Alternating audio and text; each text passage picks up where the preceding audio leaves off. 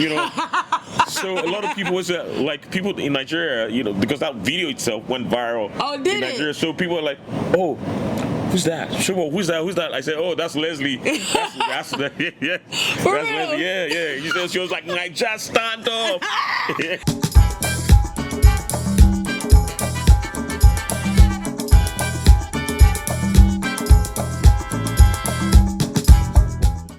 Hey, welcome to another episode of Conversations with Leslie Olabisi. That's me. And today I am so happy, proud, excited to introduce our next guest, Seun Shobo. Come on. I call him Shobo, my Nigerian brother, and yes, we are here. Award-winning voiceover artist, founder of the Voiceover Academy in Nigeria, teaching African voiceover continent-wide about the industry and the talent. Absolutely. And my co-presenter, and I'm his co-presenter for the African Voices categories at the 11th SOVAS Voice Arts Awards. It's gonna be hot. Man.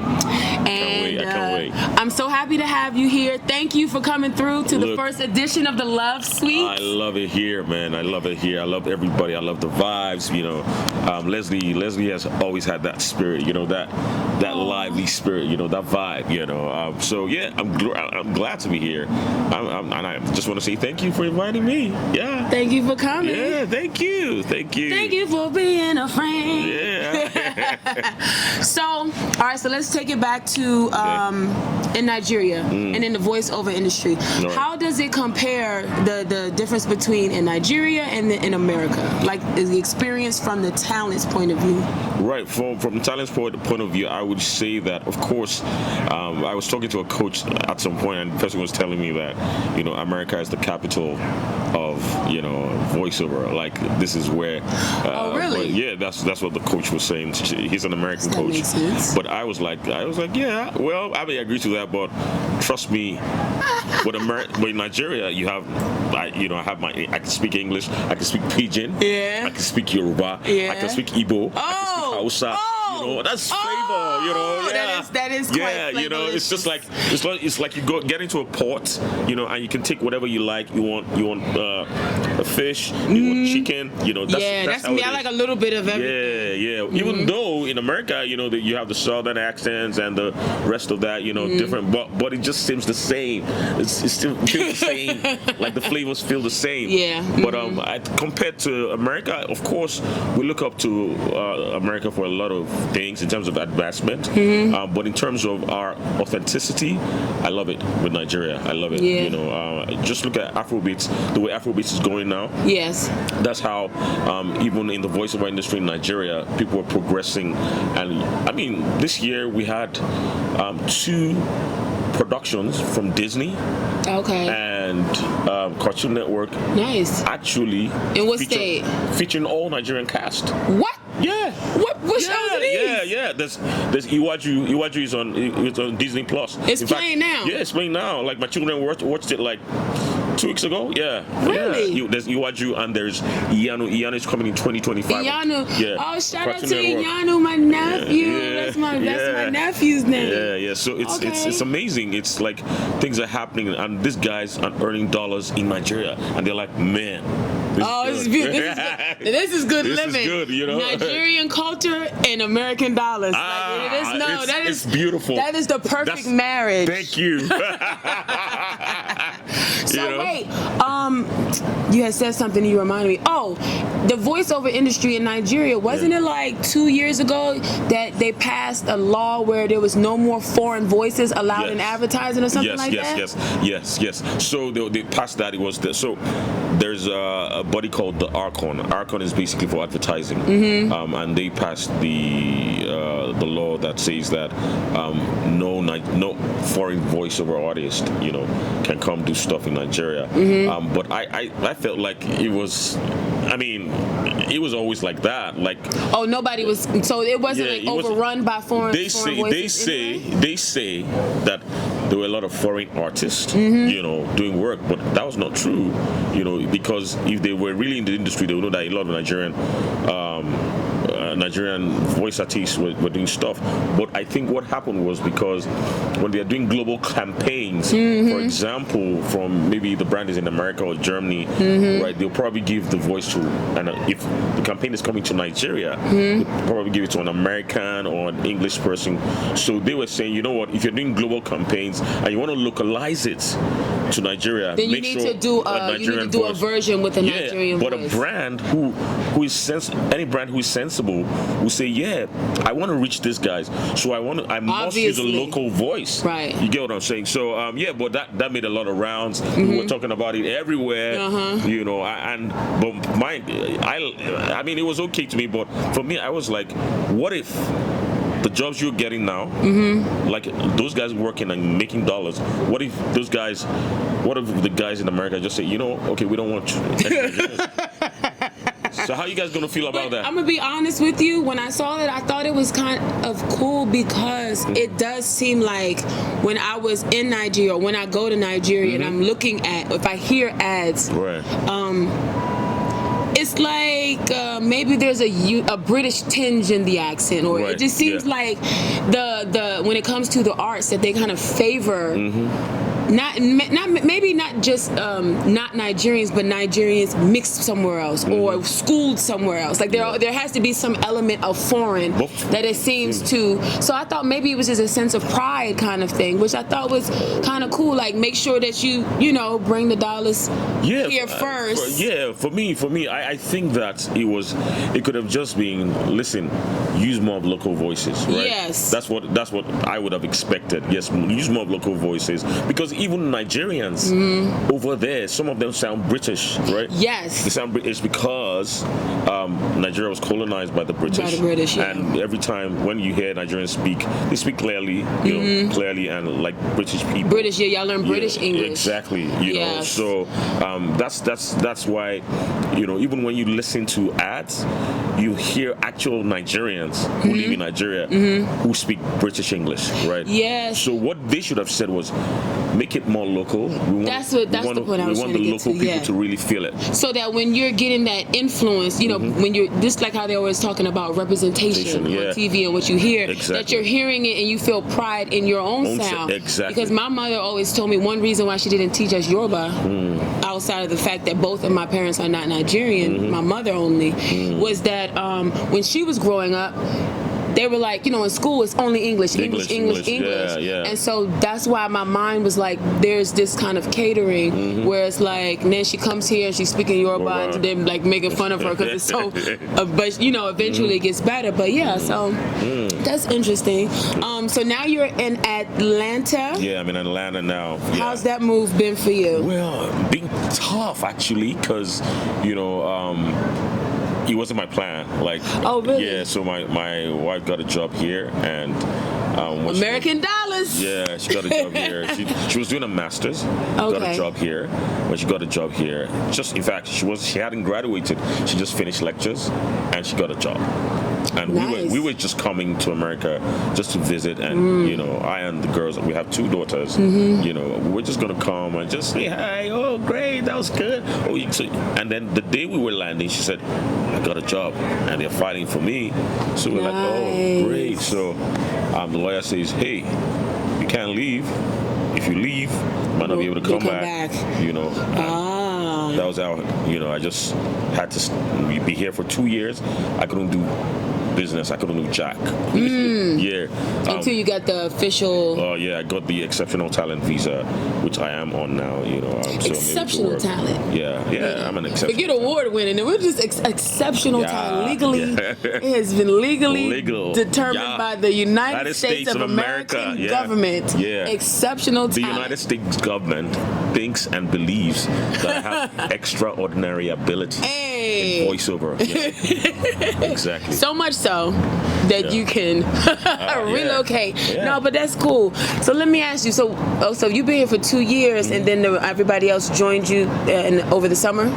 Yeah, no. So my wife had been here for about a year, and then we joined her. Oh, the other way around. The other way around. So but it's been. I mean, I acclimatizing and adapting to the culture here has been actually not bad, because my second daughter now is all Americanized. Yep, that's what happens. She's gonna ask me, "Dad, hey, Daddy," I'm like, what's wrong with you? Bro? Has she called you You're bro Nigerian. yet? Has she called you bro yet? No. She still calls me Daddy. She's like, "Hey, Daddy, no, Daddy." I'm like, what's wrong with you, bro? You're Nigerian. So let me ask you this: so with these past couple of months, and now the experience in our election, how does our presidential election compare to Nigerians' election with Tinubu?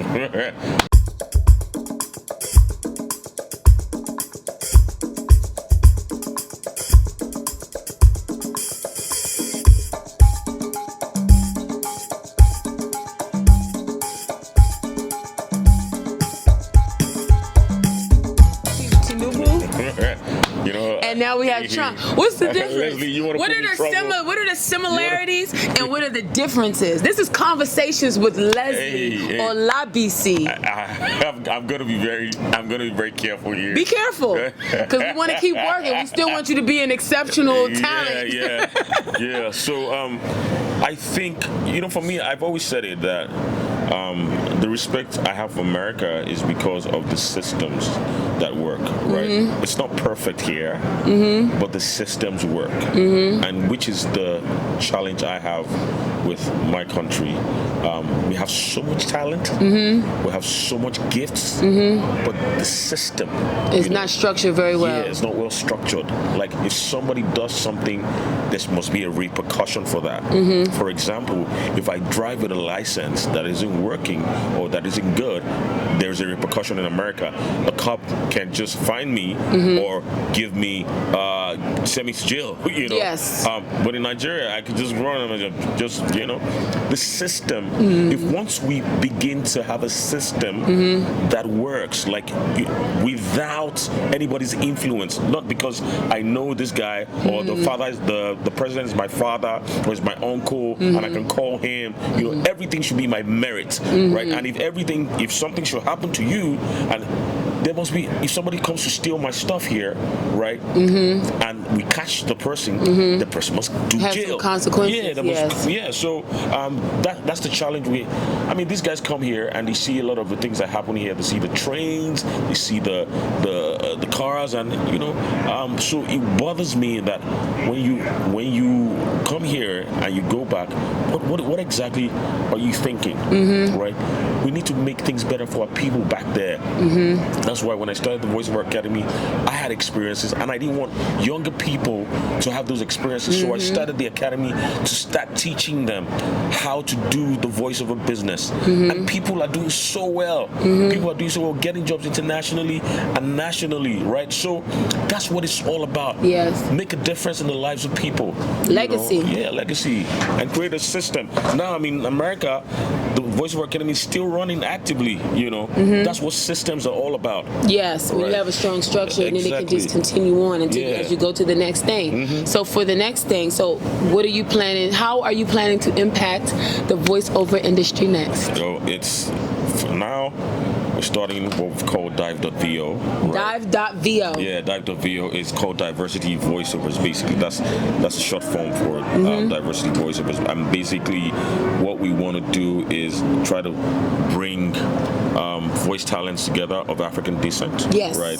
Black voices together in one place where we've called the Voice Depot, and we're going to be sending them. It's going to be an agency, right, where we're going to be sending to other advertisers and brands and see how they can work with us and the rest of that. Also, I'm going to be doing some training with the Voiceover Solutions LLC right here in Atlanta as well. Okay. I'm trying to also talk to schools to be an adjunct teacher there, nice. A professor there. Yeah. So, when I was fine-tuning my training and stuff for voiceover, I did take a couple of classes at a community college. And I took some vocal training, like as if I was singing, but I felt like it would help. It will help. Yeah. Because even in different like animations, people sing, voiceovers. When doing voice acting in animation, the singing, sing and the rest of that. So I mean, singing comes in handy when you're doing voice acting. And just learning how to manage your voice, the breath, and all that. Excuse me. So, how important is it for you to represent your culture, or like kind of keep that as a part of your work in this industry? That's me. That's for me. That's what makes me unique. That's my brand essence, right? And if you notice, if anywhere I go, I try to wear my African stuff, my African prints, my African wares, because for me, that's what makes me unique. Like I can't be an American. I can't be better an American than an American. I can't be better a British than a British. I can only be me, like Niger boy for life. And so for me, I also like to educate people, because when people see me, for example, at that's voiceover conference, people are like, oh my God, I love how you dress, I love what you wear, where do you get that from? And I tell them about it. What's the history of this? Or I can tell them, for example, this was a bit urban, I try to be alte, with this, right? Yesterday I was just like a bit formal, upper day I was just, it was a bit of formal and alte, so just try to get that urban feel and that African feel together. For me, that's what I call my new style, call it Last Giddy meets New York City. That's what it is. That's my new style now. I'm like Madame Kaftan. That is me. So, stay tuned for that. And I just want to give a shout out to our sponsors, Cane Mixers, with the delicious natural flavor mixers for alcoholic and non-alcoholic beverages. You had the non-alcoholic. Oh my God! What did you think? It was good. It was fantastic. The taste was so good. Straight out of Baltimore, Maryland, from the great state of Maryland. So thank you so much. And I just want to thank you again. And Leslie, thank you for having me. The SOVAS Awards tomorrow. Ooh, it's gonna be hot. I can't wait to get dressed. African swag, So that, and one of those, about representing culture, and especially because I'm mixed, I've had a very unique experience. But definitely once I got a little bit older and I started learning about the world and reading nonfiction, because that's the key right there. And I was like, I'm Nigerian, and I would let somebody tell me, oh, you're not Nigerian. I'll just I don't even. That's a classic. That's a classic Nigerian mom. Is it? See, it's in my blood. You can't tell me.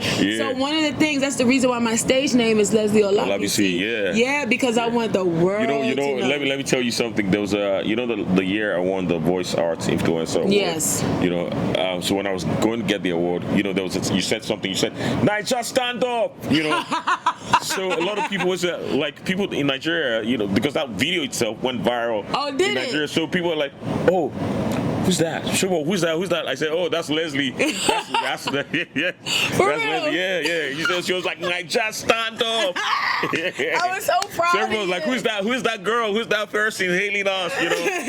Oh, that's awesome. I'm glad you told me that. I was like, that's Leslie, guys. That's Leslie. Also, who's Leslie? So some of them will Google you. That's where some of my followers and subscribers came from. Thank you. Thanks for sending them my way. We got to promote ourselves. That's what it's all about. Collaboration. So let's make sure we promote you properly. So where are we sending people to? What do people need to come and get from you, and where do they need to get it from? Oh, okay. So Voiceover Solutions LLC, right?